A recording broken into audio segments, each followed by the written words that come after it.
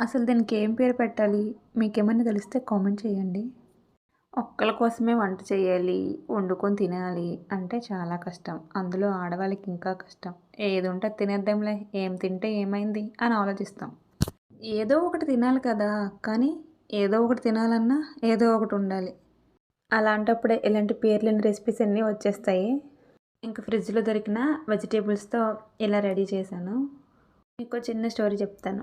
ఒక అమ్మాయికి పెళ్లి చేసేటప్పుడు అప్పగింతలయ్యాక వాళ్ళ ఫ్యామిలీ మెంబర్సు, వాళ్ళ బ్రదర్స్, సిస్టర్స్ చాలా వరకు ఎమోషనల్ అవుతారు. అది కామన్. కానీ ఆ అమ్మాయి పెళ్ళైపోయి అత్తవారింటికెళ్ళిన తర్వాత తను కన్సీవ్ అయ్యాక తనకి శ్రీమంతం చేస్తారు. అప్పుడు అంటే డెలివరీ కోసం వాళ్ళ అమ్మ వాళ్ళ ఇంటికి పంపిస్తారు. ఆ టైంలో అమ్మాయి గురించి అత్తయ్య ఏమైనా ఏడ్చిందా అంటే, ఆ అమ్మాయి అంత అదృష్టవంతురాలు ఎవరూ లేరు. నాకు తెలిసి నా లైఫ్‌లో నేను చాలా లక్కీ గర్ల్ అని అనుకుంటాను. ఎందుకనంటే నేనెళ్ళేటప్పుడు నాకిప్పటికీ మైండ్‌లో నుంచి అది పోదు. మా అత్తయ్య అంతలా ఏడ్చేశారు. నేనంటే మా అత్తయ్యకి ఇష్టమని తెలుసు కానీ, ఏడ్చేంత ప్రేముందని నాకు ఆ రోజు ఇంకా అర్థమైంది.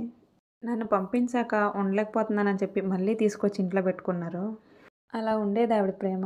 నా లైఫ్‌లో జరిగే మరిన్ని స్టోరీస్ తెలుసుకోవాలంటే నన్ను ఫాలో చేయండి. Thank you.